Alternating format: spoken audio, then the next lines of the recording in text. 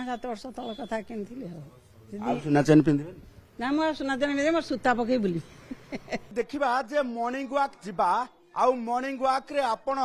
स्वास्थ्य पाई सचेतन हबा किंतु यारी भितरे जे आपणकर स्वास्थ्य प्रति सचेतनता आपणकर धनहानि हेई पारे ये कथाटी केही चिंता करि पारुनाहांती कारण राजधानी रो सुरक्षा संपर्क रे केही भी केबे भाबी नाहांती जे से माने गली कंजीरे भी असुरक्षित जबे जणे वृद्धा जेतेबेले मॉर्निंग वॉक रे जाउछंती ए संपर्क रे से केबे भी चिंता करि नाहांती जे लुटेरा आसीबो तांको पिंधा चेन टिकु झांपी नहीं चली जीव आउ से सुना चेन झांपी नेबा बेलर दृश्य एबे भी तांको मन भितरे सेही भली भाबे शिहरण सृष्टि करुची भयभीत करुची कारण होउची जे से प्रत्येक दिन मॉर्निंग वॉक रे जाउछुआ बेले केबे भी चिंता करि नथिले जे एमिति एक दिन आसीबो आउ एमिति तांकु लूट रो शिकार हेबाको पड़िबो आमे तांको घरे अछु आउ से एबे भी से मॉर्निंग वॉक रु आसिकी बसी छंती कारण दिन 9टा बेले अर्थात चिंता करंतु 9टा बेले चंद्रशेखरपुर अंचल रे VIM क्वार्टर अंचल रे जदि लुटेरा आसबे आउ लुट करिवे ये कथाटी को किए केबे चिंता करिवो आमे प्रतिक्रिया नबा सीधा सड़क भाबे जे ये देखुथिबे जे महिला जनक अर्थात जो रही जे सीधा सड़क भाबे बसी छंती एवं सेही समय को वर्तमान मने पकाउछंती जे केमिति हेगला कारण सेही मुहूर्त को भूली पारु नाहंती प्रतिक्रिया नबा सीधा सड़क भाबे केतटा पाखापाखि टाइम हो सबुदिन आपण जाउथिले सबुदिन आपण जाउथिले मॉर्निंग वॉक केमिति भाबिथिले कि जे एमती केबे घट भाबी नथिली एमिति होले म काने वर्ष हैला मु जाउची ना वर्ष हैला प्रत्येक दिन एई टाइम रे दिन 9टा बेले को आपनकर के लूटपाट करि नबो एक कथा चिंता करि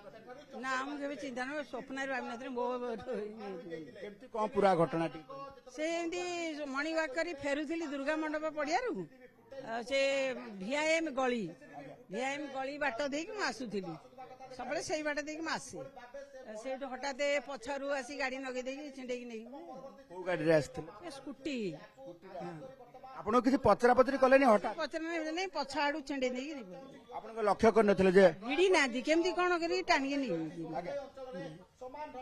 कथा होची जे आपण मॉर्निंग वॉक रे आसला बेले आपण के फॉलो करबा ये करबा हम एडा के देखि नै के अनुभव करनी के आपण ता पूर्व तो केमती एमती दृश्य भाबू जी के गोटे सेही समय मार्क करथियो आगे तो कथा होची ता परवर्ती आपण कोन करले मु कोन कली घर को फोन कली आ घर को फोन कली अल्प बाट तो घर को फोन कली त घरे आज पहुंचली आ एबे थाना रे FIR पुलिस आस्थिले ना थाना आपण जणेली हां जणे दै सीसीटीवी रे देखा जाउची जे आसुछंती आपनको बेकरु झांपी की नेकी चली जाउछंती जदि आपण तांको अवरोध करिथांते किबा माने से कोन काले मते मारथांते कि कोन करथांते मु कि जानि सेते बेले से भय नथिला मु एबे भाबुची एबे भी से दृश्य को भयले काले जदि न छिंडे पारथांते कि भिड़ी थांते मु धरथांती कोन करथांते कोन एबे भय लागुची आपनको भय तो लगुच लोक कथा भाजी लोक केमती कौन जाऊे आउे स्त्री लोक छुआ पिला नहीं जाऊँच बुढ़ा बुढ़ी भी जाऊँच किए कौन पिंधे कौन करते मॉर्निंग वॉक जीवेनी जीवी तो निश्चय आउ कौन पिंधिकी जाई पाबो किछि नाली फिताटे पकई दे आउ सुना चेन पिंधिबे ना सुना चेन एते रेट हेलानी केते केते भरी थिला से पाखापाखि 2 भरी हम थिबो मोर मन नाही 5-7 वर्ष तल कथा किनी सुना चेन पिंधिबे ना मो सुना चेन पिंधे मोर सूता पकई बुली देखुथिबे जे सूता पकई बुलिबे पछे सुना चेन पिंधिबे नै तां घर लोक अछंती प्रतिक्रिया नबा जे सबुदिन मा जानती मॉर्निंग वॉक कोन तो घटना पर आपन को कहले सबुदिन जानती सबुदिन एमती भाभी ना बेले बेले काढ़ी देखी भी जानती आज आ मन नहीं काढ़ी ना पड़े तो फेरला बेलू एमती है बहुत डरी जाइए से डरिकी एवं चलिया जावाक भी डरुंच मैंने मॉर्निंग वॉक डर किंतु सी बहुत साहसी अच्छा सी जी कि गोटे मन भर गोटे भय रही सुना गहना सुना गहना पिंधे କହିବେ ନା ମୁଁ ଆଜି ଆଜି ଆସିକି ସାଙ୍ଗେ ସାଙ୍ଗେ ଚୁଡ଼ି ପୁଡ଼ି ସବୁ ଖୋଲିଦେଲେ, କହିଲେ ମୁଁ ଆଉ କିଛି ପିନ୍ଧିବିନି। ଚୁଡ଼ିବି ହଁ ଖୋଲିଦେଲେ, କହିଲେ ମୁଁ ଆଉ ପିନ୍ଧିବିନି କିଛି ସୁନା, କହିକି ସାଙ୍ଗେ ସାଙ୍ଗେ ଗୋଟେ ଲାଲି ସୂତା ପିନ୍ଧିଦେଲେ। ଭୟ ହେଇଯାଇଛି, ବୟସ ତାଙ୍କୁ ଆସି 80 ପାଖାପାଖି ହେଲାଣି,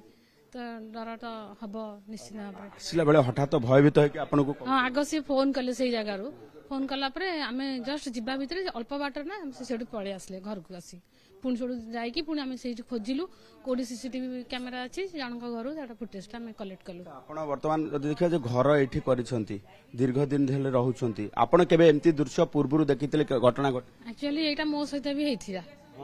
କିଛି ଦିନ ତଳେ ମୁଁ ଝିଅକୁ ନେଇ ଆକାଶ ଛାଡ଼ିବାକୁ ଯାଉଥିଲି କେଆର ହସ୍ପିଟାଲ ସାମ୍ନାରେ, ମତେ 2 ଜଣ ଲୁଟେରା ଗୋଟେ ବାଇକରେ ଆସି ହେଲମେଟ ଫେଲମେଟ ପିନ୍ଧିଥିଲେ, ପୁରା ଜୋରରେ ଆସି ମୋ ପାଖରେ ପୁରା ଲାଗିଗଲେ। ଲାଗିକି ଯେତେବେଳେ ହାତଟା ଏଇଠିକି ଆଣିଲେ, ମୁଁ ସେଇ ଯୋଉ ସାଇଡ ବାଟ କାଚ ବାଟ ଦେଖିଦେଲି, ମୁଁ ଏମିତି କରିଦେଲି, ମାନେ ଜାକିଦେଲି ମୁଣ୍ଡଟା। ତ ସ୍କୁଟରରେ ଯାଉଥିଲି, ଝିଅ ବସିଥିଲା ପଛପଟେ, ଝିଅ ତା ହାତକୁ ପିଟିଲା, ମୁଁ ଜାକିଦେଲି। ତ ସେଇ ଇଏରେ ସେ ଜୋରେ ଛିଡ଼ିଲା ବେଳେ ମୋର ଛିଡ଼ିଗଲା, କିନ୍ତୁ ସେଟା ସେ ନେଇପାରିଲାନି, ମୋ ଜାଇରେ ରହିଗଲା। ଏଇଟା କେବେ ଘଟଣା? ଏଇଟା 3-4 ବର୍ଷ ତଳର କଥା। କେଆର ହସ୍ପିଟାଲ ସାମ୍ନାରେ ଦିନ 4ଟା 4:30 ହେଇଥିଲା, ମୁଁ ନେଇକି ଯାଉଥିଲି। ଭିତରେ ତ ଅନେକ ବଦଳିଲାଣି। ସ୍ଥାନ ସେଥିପାଇଁ ସେ ଆଉ ରହିଲାନି, ନହେଲେ ତ ଆସିକି ମତେ କିଛି କରିକି ନେଇବି ଛଡେଇକି ନେଇଥାନ୍ତା, କିନ୍ତୁ ଯେହେତୁ ଜନଗହଳି ସ୍ଥାନ ଆଉ ପୁରା ସେଇ ସମୟଟା ପୁରା ଲୋକ ଭର୍ତ୍ତି ହେଇଥିଲେ, ତ ସେ ସାଙ୍ଗେ ସାଙ୍ଗେ ପଳେଇଲା। 4 ବର୍ଷ ଭିତରେ ଆପଣ ଭାବୁଛନ୍ତି ଯେ ଭୁବନେଶ୍ୱରର ସୁରକ୍ଷା ବ୍ୟବସ୍ଥା କଡାକଡି ହେଇନି? ନା କିଛି ତ ଜଣା ପଡୁନି। ମଝିରେ ବୁଧବାର ମୁଁ ବି ୱାକିଂରେ ଯାଏ, ସେଠି ବି ବହୁତ ଏମିତି କେସ୍ ହେଇଛି। ଆମେ ଦେଖୁଛୁ ଯେ ସୁନା ନା ଆମେ କିଛି ସେଥିପାଇଁ କିଛି ହାତରେ କିଛି ପିନ୍ଧୁନୁ ଡରିକି, ମୋର ଯେପଟେ ମୋ ସହିତ ସେମିତି ହେଇଛି, ମୁଁ ଆଉ ତାପଟେ ପିନ୍ଧୁନି। ଦେଖନ୍ତୁ ଦିନ ଦ୍ୱିପହର ହେଉ କି ସନ୍ଧ୍ୟାର ସେଇ ଝାପ୍ସା ଆଲୁଅ କଥା ହଉ କି ସକାଳ ସମୟ ହଉ କି ରାତି, ଲୁଟେରା ଲୁଟୁଛି, ୟାରି ଭିତରେ ପୋଲିସ କିନ୍ତୁ କେବଳ ମାମଲା ରୁଜୁ କରି ଶୋଉଛି। ତେଣୁ କମିଶନରେଟ ପୋଲିସର ଇଏ ଭୁବନେଶ୍ୱର ଅଞ୍ଚଳରେ ଯୋଉମାନେ ବି ରହୁଛନ୍ତି, ଚିନ୍ତା କରନ୍ତୁ ଯେ କୋଉ ଭଳି ଭାବେ ଏମାନେ ଯୋଉ ଆତଙ୍କିତ ଅବସ୍ଥାରେ ରହୁଛନ୍ତି। ଯଦି ଆମେ ଦେଖିବା ଯେ 80 ବର୍ଷୀୟ ବୃଦ୍ଧ ଯିଏ ଆଜି ବି ନିଜକୁ ଦମ୍ଭ ବୋଲି ଭାବୁଛନ୍ତି, ଆଜି ବି ନିଜକୁ